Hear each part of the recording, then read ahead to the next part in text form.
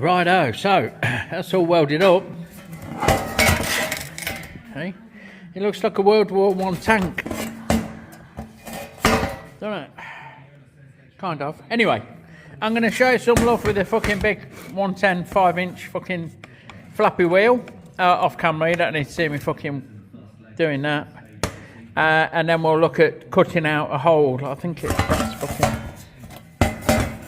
cutting the top out and mounting the necessary